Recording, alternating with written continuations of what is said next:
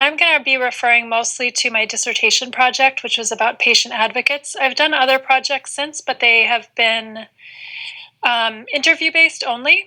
So they don't include the ethnography. And I think that's the differentiator for ethnography. So my interest in patient advocates, I got to them because I was really interested in the body at work. I had done some work on that, and I'd written a chapter, and I sort of had, in that chapter, I sort of knew that I wanted to study a particular kind of work that was ambiguous, that was relational and emotional in order to understand more about the body. And so I interviewed union organizers, coaches, patient advocates, and I ended up thinking that, and ombuds people. So patient advocates they handle a lot of cases, and they're relatively easy to observe. So I ended up thinking they were the best people for me to study, given that I was interested in the doing of the work.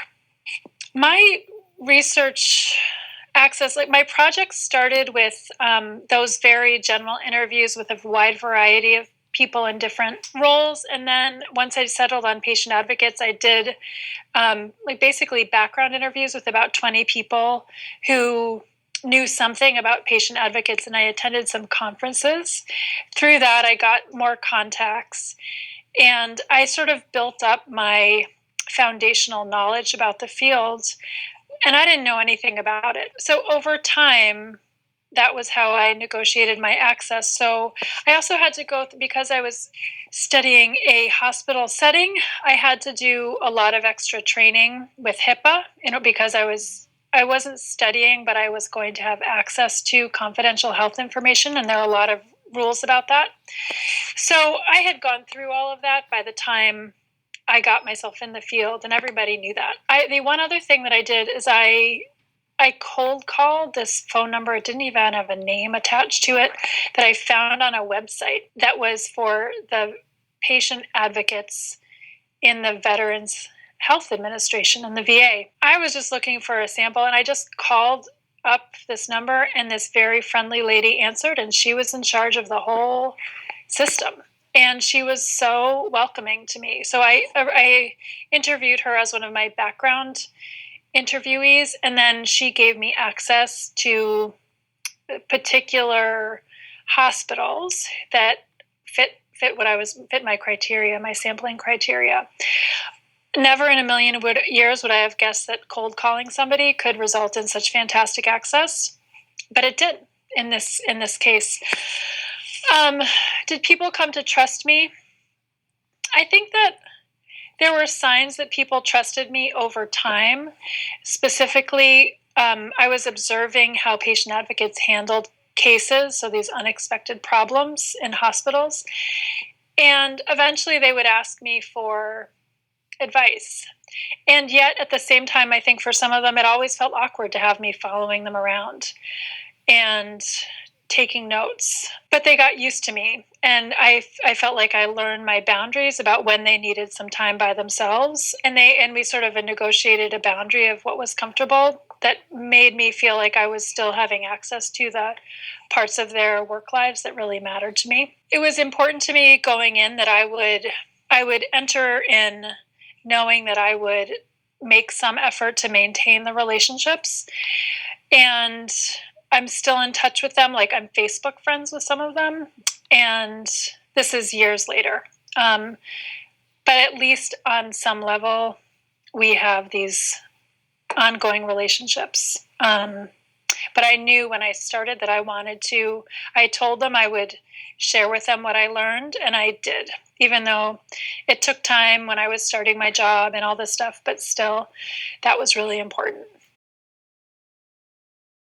My first day in the field it wasn't when I was doing the sort of formal observation, but I attended a luncheon meeting with about 5 patient advocates and their manager. And they were having essentially a department meeting. And the manager introduced me, and they were talking about their sort of the things that they cared about. I remember feeling a little bit awkward because this one was just going on and on and on about actually something that was very interesting for my understanding of the field, he was going on and on about there were systematic problems in the hospital. The hospital was overburdened. And even the surgeon, like the head surgeon, was talking about it and telling patients to go complain to the CEO. And this patient advocate was so upset about it. And the rest of the patient advocates were like, well, what do you want me to do? Like, that's not our job. And as it turned out, that's not their job, and they really didn't talk about systemic change. They talked about maintaining the institution, even though I didn't come to that framework for a very long time. I described myself as a student. I was a student at the time. I found an article that Brooke Harrington and Gary Allen Fine wrote, very helpful and influential in my thinking. What they talk about is that it's helpful to negotiate a role and to have a role, or what I remember of it is that it's helpful to have a role in mind that you're trying to construct for yourself as a ethnographer. And I was in hospitals, I was in teaching hospitals, so they were used to having students around. Everybody was used to having students around. So I called myself a student, and lots of questions and ambiguities went away. And that was very, very helpful. I was interested in how they handled problems, but as I said, I was really interested in the body in particular. And so I practiced. I practiced actually by observing people teaching, including some of my committee members and other friends of mine. And I practiced taking notes, and that was very, very helpful.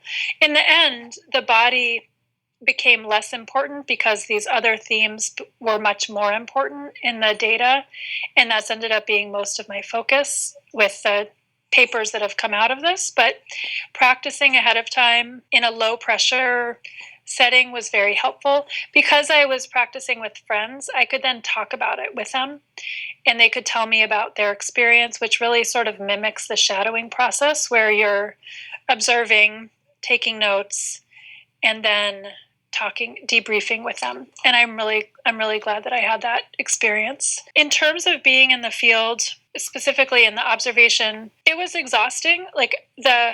I remember Martha Feldman was one of my qualitative methods teachers, and I don't remember what her ratio was, but at least for every hour you're in the field, you need at least 2 and probably more like 3 or 4 to make sense of that 1 hour in the field.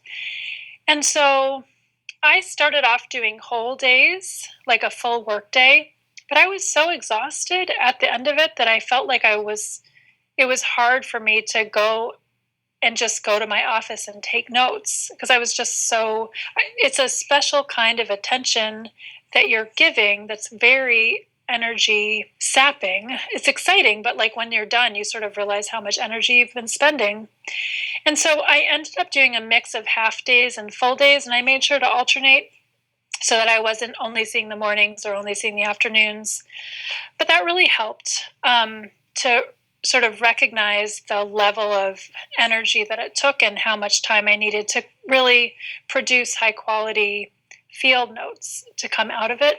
The other thing that I did is, so I shadowed patient advocates at 2 different hospitals, and I went back and forth. So I spent some time at a teaching hospital, then I went to the VA hospital, and having done that, I noticed that the very same situations were handled very, very differently at those two kinds of organizations. And then when I went back to the teaching hospital, in sort of grounded theory, the sort of inductive grounded theory approach, I could go more deeply in that area. And then I went back to the VA hospital. And I think having those different rounds of data collection really helped, and having the time to reflect really helped. One other thing I wanted to say about being in the field is that, things happen that are unexpected, and you just have to be ready. So one of my unexpected things that happened was that when I was at the VA hospital, I was far away from home, and there was a massive snowstorm. So basically the hospital was closed except for very few staff. But I was there. I'd made it to the hospital, and I wanted to take advantage of the day, even though none of the people I was supposed to be shadowing were there. So I went to the library, and I just read the VA publications, and I learned so much about the institution of the VA, and that was happenstance. It was just being able to take advantage of that snow day. In a sense, part of it was because of external factors. Like I was on the job market and I had to go do job market things. So there are these sort of external realities that help you make these decisions. But I had gone what turned out to be a couple of days shadowing each of the patient advocates, and I did feel like I was reaching saturation. But really, it was a mix of external realities and reaching saturation. And I had, again, as I said before, it was really important to me to sort of promise that I would give them something. So I went back, not necessarily to collect data, certainly not in any in-depth way, but I did write up summaries of my talk and make presentations at their professional conference. And then I got feedback on those. So those were really sort of verifying my initial findings, but it was not collecting an additional round of data. And I think actually, because I stayed in enough touch, the leadership had changed in both of the VA and the teaching hospital. So it might have been hard to do that. I could have done it. I felt like, but it wasn't necessary. But I anticipate that having that leadership change might have made it challenging. Oh, one of the questions is, what did my participants understand about my research process and deliverables? I don't think they understood very much. I think with the patient advocates, they're not used to being studied. They're used to being somewhat invisible. So they were always sort of surprised that I was interested in them. In a sense, I think that worked for me because they appreciated the attention. They weren't worn out by having everybody tell them what they thought their job was or what their experience should be. It was more like they were a bit overlooked and neglected, so they were pretty happy to have the attention. But one of my participants just emailed me on Facebook, and he said, "Do you remember me?" And I was like, "Do you know that I have lived with you every day for the past 10 years? Of course I remember you." And he really had no idea. But it's really been almost 10 years, and these people are still very alive for me, even though the data collection was so long ago. I'll start with the second question about how did I figure out what parts of the findings to report. So that really started from being in the field and noticing these interesting things. One of them was about wanting to understand and sort of identifying the real, I mean, I knew this going in, but yet the reality of it was so striking. The level of ambiguity in their everyday, in their sense making about their problems was really striking. Usually, in most roles that are similar, the findings are that there's some preconceived notion about what a problem is, and then you go and you fit the data with that problem. But I really found that they were truly open. And so I wanted to make sense of that. And so that was one piece of it. The second piece was I was stunned by the extent to which they talked about rules.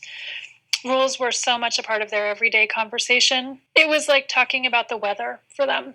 It was so common. And I had no idea. But of course, the VA and the teaching hospitals are both highly regulated, but they have different regulations. And so I wanted to try to dive into that because I thought it was so interesting. But that was a very just intuition that I have continued to work on for years and years. I think that in terms of analyzing my data, I started by trying to create a little bit of distance by trying to describe the different kinds of problems that they handled, describe the different kinds of regulatory frameworks that they lived in. And then that was like the first layer of really trying to distance myself from the experience of being in the field it was like in retrospect, a baby step towards becoming more analytical. And then I started with very detailed analyses in Atlas, which then got me just so many hundreds of codes, it was completely unhelpful. So I stepped back and I did a lot of, like, I printed out transcripts, and I summarized all of the cases in like 1 or 2 pages, and I started analyzing those again just to try to see the patterns in them a little bit more easily. Over time, I've analyzed all of this data hundreds of ways, hundreds and hundreds of ways. But I think one of the things that I've learned is that it takes a while to leave the field, and analyzing data at a descriptive way is a helpful way of beginning to leave the field, and that going into really detailed coding fast is not that helpful. It can be, and so in subsequent projects, I have done detailed coding on very few interviews, for example, but then I sort of toggle back to a more big picture view theory, and then I sort of work my way back and forth so that I have these different rounds of coding. I also felt like I had this comparative data, and so the comparison was built into the project, and it was interesting because in one sort of main piece of work that's come out of it, the comparison isn't important. There's not a lot of differences, and in another one, the comparison is like the central. It really helps a lot. So I thought it was interesting that sometimes it matters and sometimes it doesn't, but you can let your data help you figure that out. And certainly having a sensible comparison can be really helpful and really help you see your data and analyze your data. I've written 1,000 versions of these papers over time. First, I wrote a dissertation, and then I sort of have taken pieces of it, and eventually I did write about the body in a chapter, which is what I thought I would write about the whole time, but I didn't. But it was really, really hard. And I have learned over time, having gone through it enough now, to trust the process, meaning that it takes time and you have to really understand your data, but then make it speak to the theory. One thing, an image that I really like, this author is a qualitative researcher who is a psychologist who's also a painter. And she uses this image of like a portrait, or I'll make a portrait.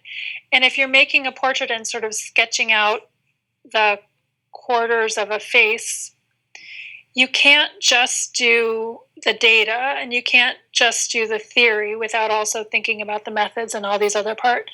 Like the whole portrait has to work in relation to each other. So I think a mistake that I made was working for too long with the data and not making myself talk to the theory soon enough. And then later, or at different times, working too long on the theory and not enough with the data. And they really have to work in relation to one another. So I go back and forth more. I split up. I make my data analysis in much smaller chunks. So I'll do a really detailed analysis of 5 interviews or 10% of my data before I go and try to analyze all of it. And that is certainly helpful for the writing. I have learned so much from the editors that I've had and the reviewers that I've had. I think that I benefited enormously from having a good design with a lot of data and interesting people who people wanted to learn about.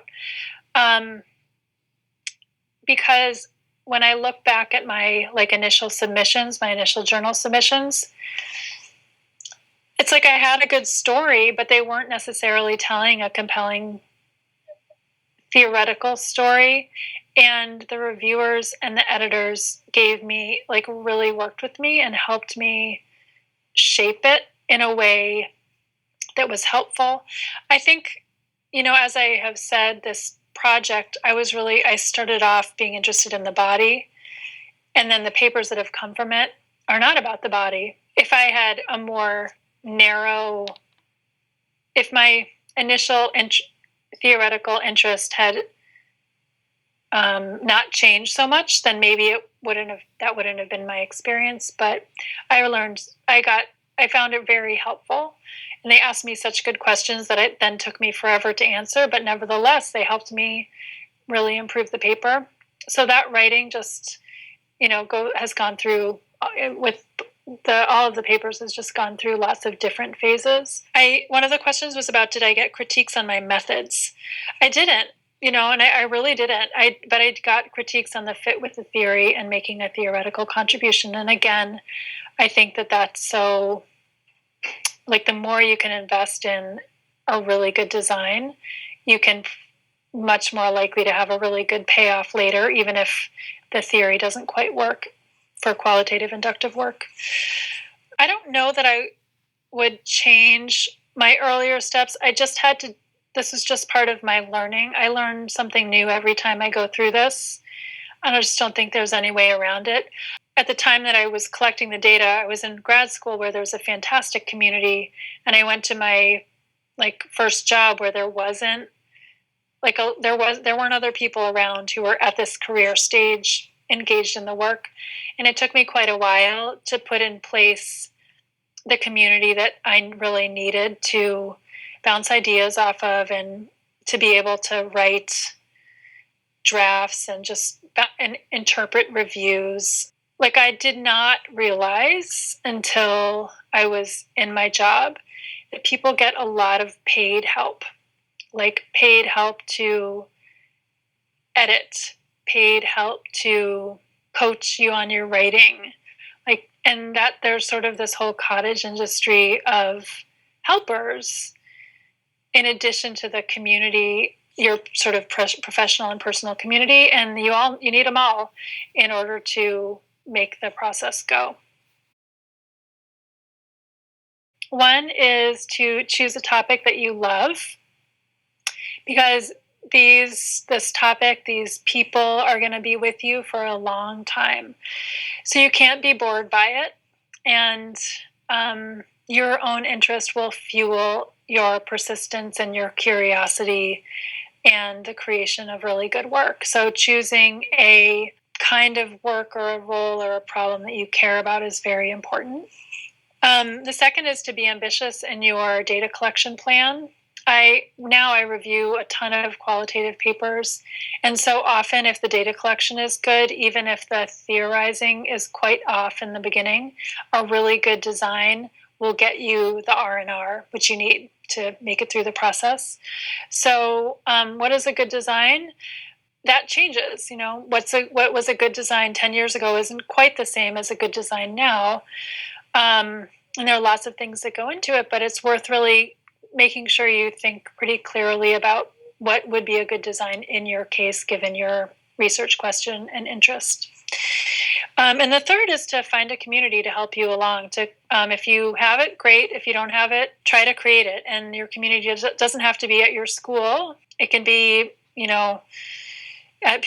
friends at other schools, but people who you can really be honest about the process with, and people who can also give you really constructive feedback as you go along. But it definitely takes a village, and so it's worth trying to put a lot of effort into creating your village no matter where you are.